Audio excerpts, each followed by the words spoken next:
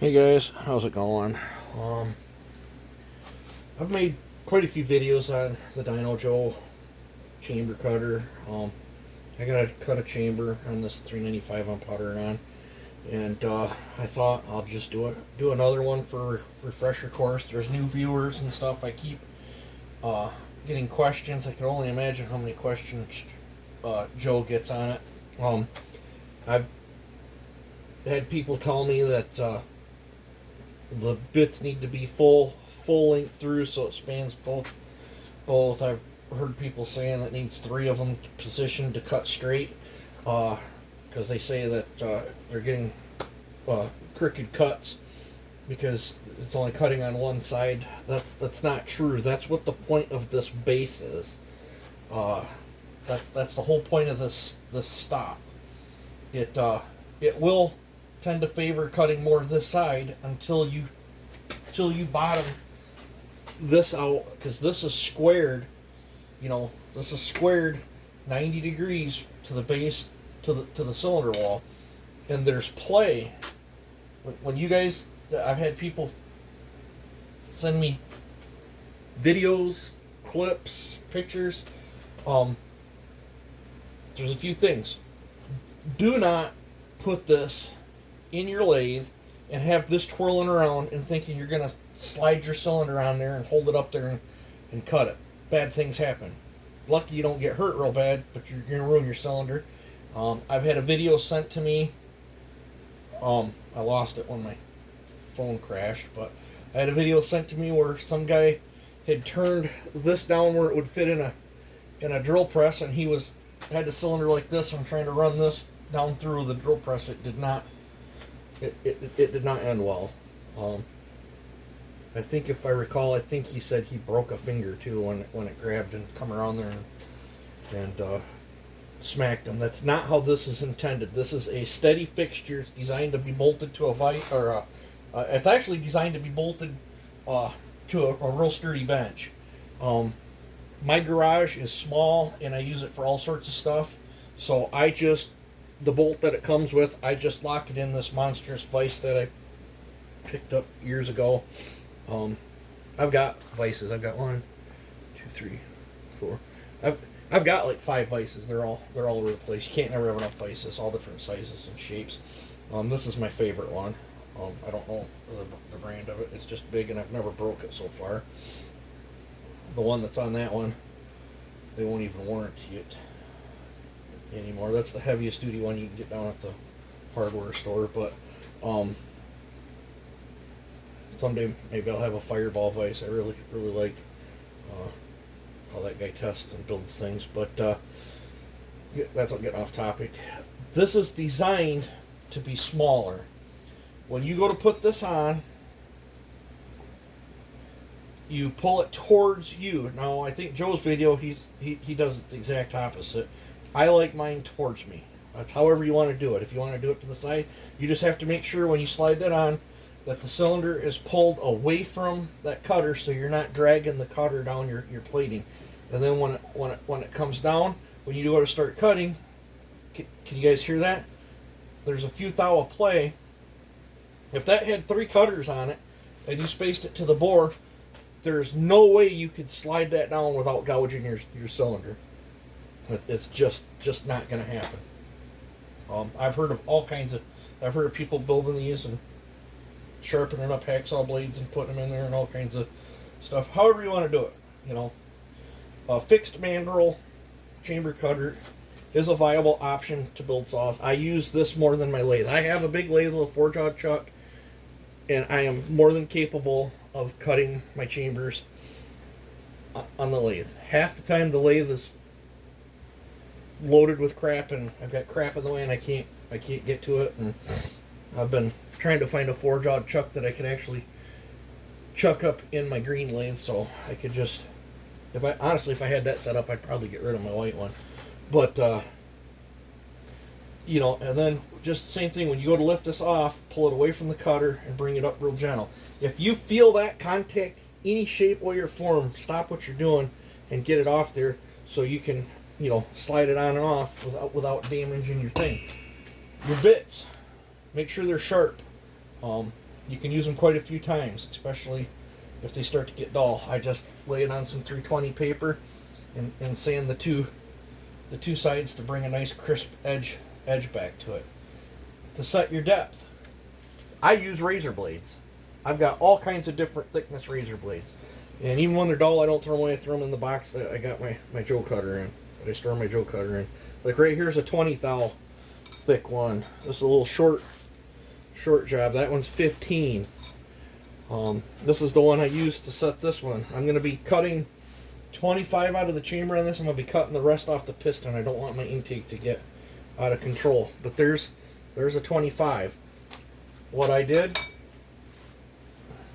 was set that there, and you should have one on each side for the beginner guys. I've used very familiar with this. I know how to set it up, but I set that cylinder down on there and then set my stop table, so I know I can't cut any more than the thickness of that razor blade out of there. I'm good to go. So these things work very, very well, unless you have Nikasil plating up in there, and then you kind of got to sand them out. And I did one the other day. I could not see it. It was a Neotech cylinder. I could not sand it out. I ended up getting mad at it, and I took my Lucky Dog and I went down in there with a diamond bit, kind of on an angle, and I cut grooves through the Nikasil in various places, and then I sat there and worked this thing back and forth until I thinned that Nikasil good enough where I could cut it out of there with the chamber cutter. Pain in the butt. I am hoping this is going to be like the last 395 I did that cut like butter. We're going to find out. This is a Farmer Tech cylinder. So once again, pull it towards me, slide it down, you push it back into the tool. If you do not do that and you just set it on there and start twirling it, you're going to have play in and out of there, and you're going to have a click-clackety piston going on. So I'm putting slight down pressure down, but I'm more holding it to it. Let's see if this will cut. I don't know if I might have to sand this one. I don't know. I feel something happening. We'll check it here in a second. I might have to sand this one.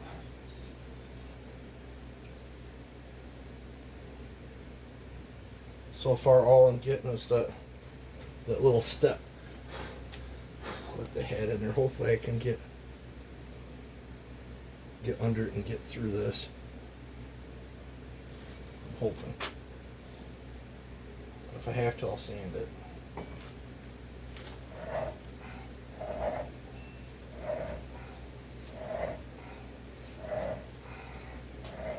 And I don't think I'm going to get there. I'm going to have to sand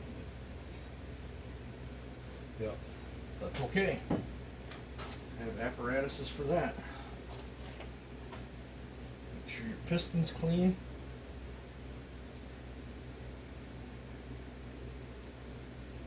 Just kind of a beat up piston. Got sticky sandpaper on the top of it. Now where's my drill? Wood bit that I got electric tape wrapped all around. And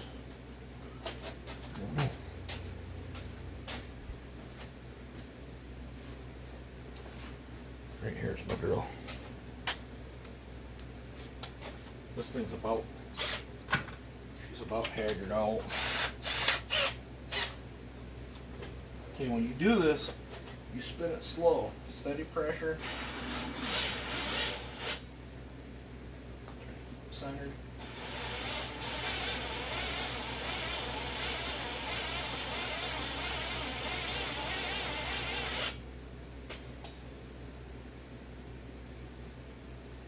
This one's going to be a tough one.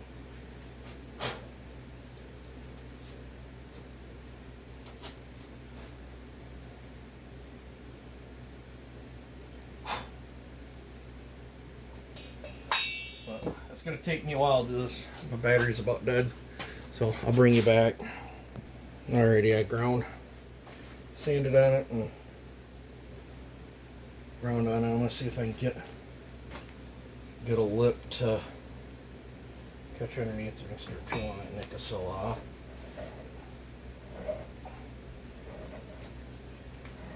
Did you hear it? I'm going to shut my compressor off.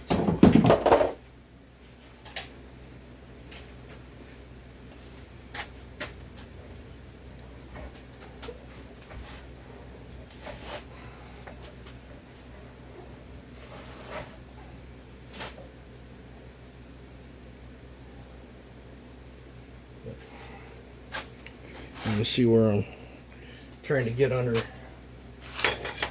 it. That's the stuff that's hard on your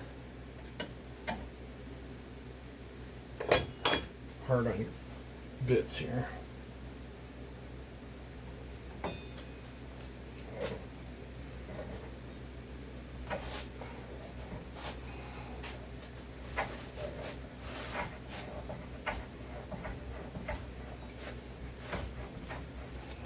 Sometimes lucky.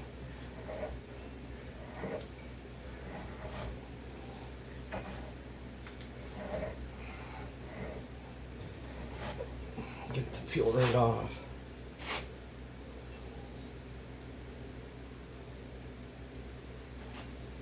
Fortunately, it's not going to be. It chose poorly on my. I should have read that other one. I think that other one was my softer.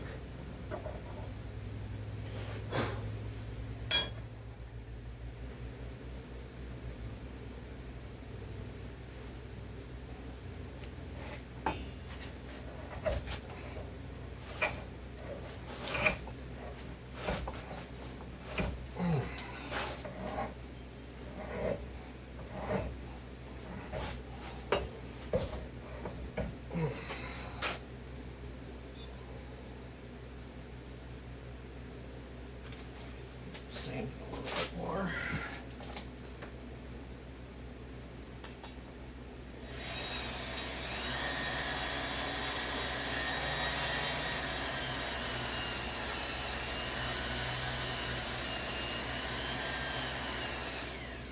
See if I can weaken it enough to.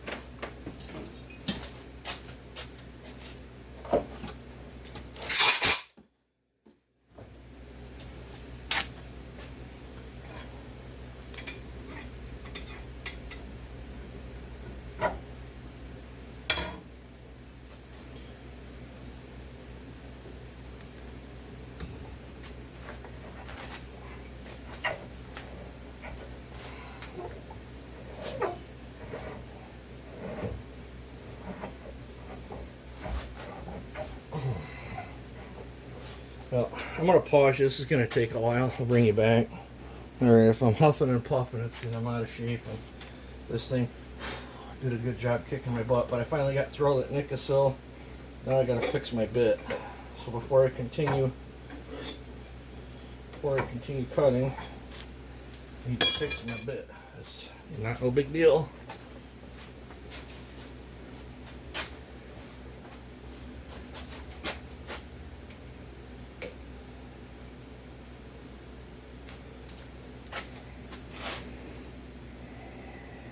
See where it's mangled.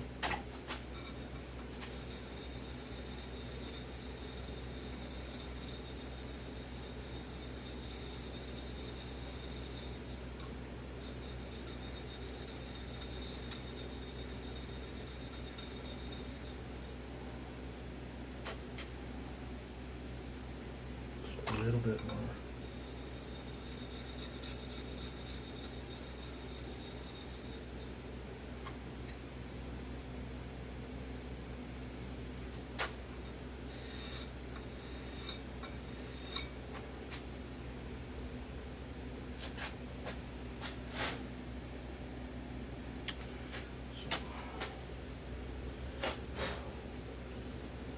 Put that back in there. Through the straight edge.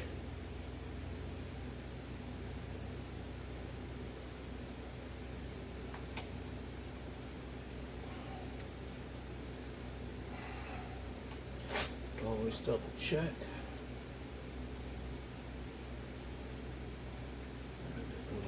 Just a little bit. Readjust it.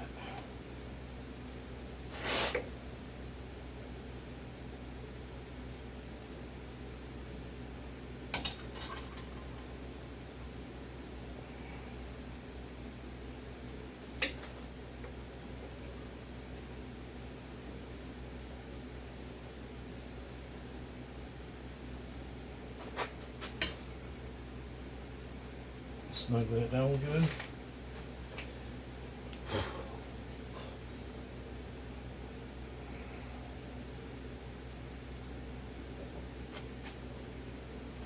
Make sure we're to it.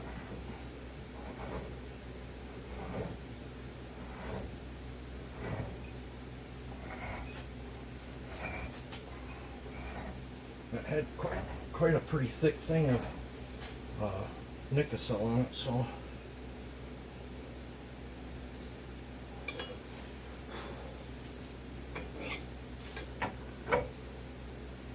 this is one of them ones that likes the gall real bad.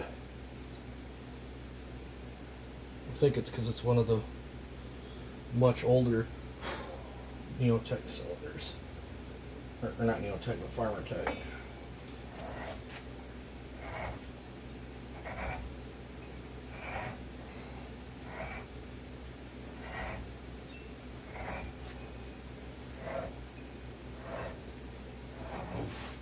When it starts feeling gritty, stop what you're doing. Yeah, see, it's like steam. It's like loading the bit up. Some cylinders don't do that at all, and then other ones do it the entire way. But so far it's doing pretty decent.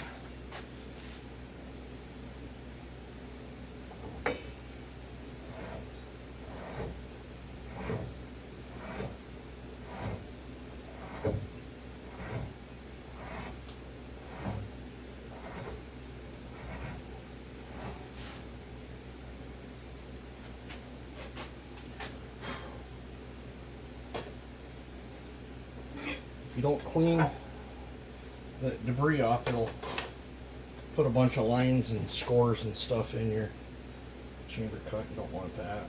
Try to avoid it anyway. Doesn't really hurt nothing, but it just doesn't look very pleasing to the eye.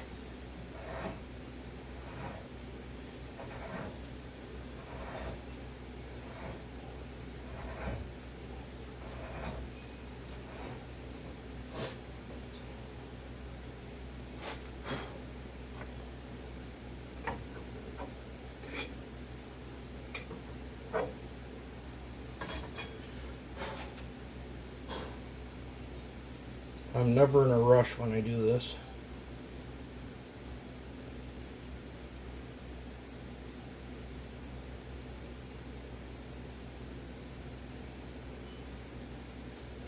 That's crazy.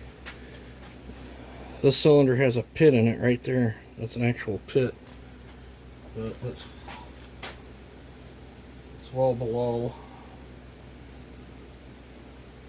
As long as it don't go all the way through the outside, I don't care. I'll probably touch that up with the diamond stone to make sure it doesn't like, catch my piston or anything.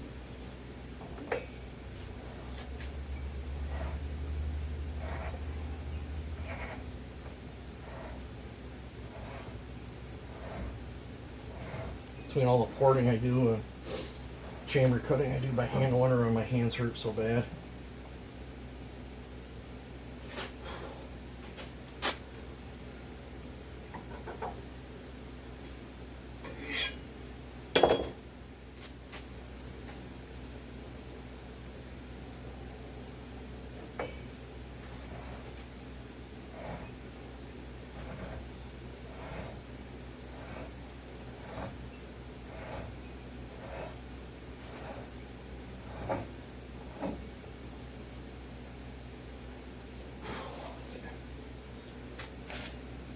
All I got was powder there, so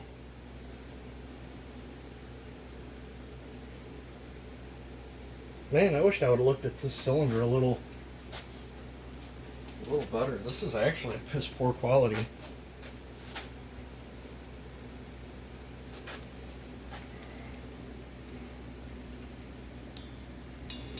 I don't know if you can.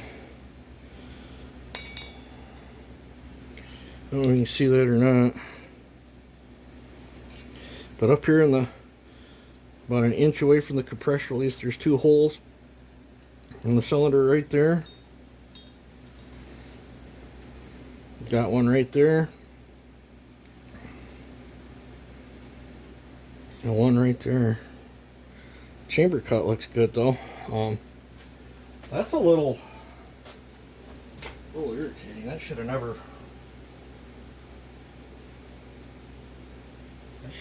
cast. That one there will affect performance a little bit. I'm gonna grab a piston, make sure we don't click clack. That's what I.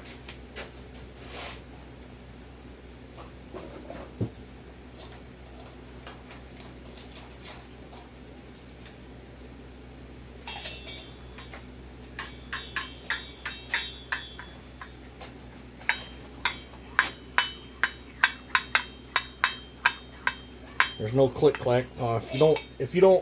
If you come off from that tool and then back in, when you slide this piston up in there, you'll feel a chunk, chunk, and that's bad. Then you'll have to sand that out. But I don't feel bad for going to be doing bad things to this cylinder with the porosity that it's got in the plating. Hopefully that won't become a big issue, but. So there's the chamber cut. I will break this edge with one of my pistons that I've got cut on a taper somewhere. I think it's right here. Guess I'll do that right now.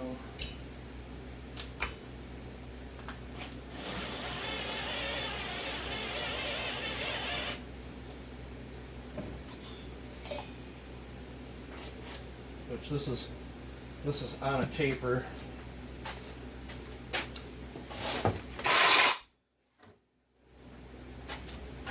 Which all it did was I knocked that harsh transition off there. And this got a big nipple in the middle of the combustion chamber. I don't know if it's picking up on camera, but there's a big like 1/4 inch nipple right in there. It sticks up a 1/16 of an inch. I'll have to grind that out. And then, like I said, I'll point to them. There's 2 pinholes in here. Got one there, got one there. But those upper ones, my fingers dip into them, so it feels sharp. I'll have to feel that after when I'm done porting this and Scotch-Brighting it, see what, I don't know. Honestly, if I'd have seen that first, I would have opted for my other cylinder, or maybe the Neotech cylinder. But if I was doing the Neotech cylinder, I'd still be working on trying to get that nickel cell off. But I don't know. I have good results with these. It takes a little finagling. You got to understand the tool. But just take your time and be patient.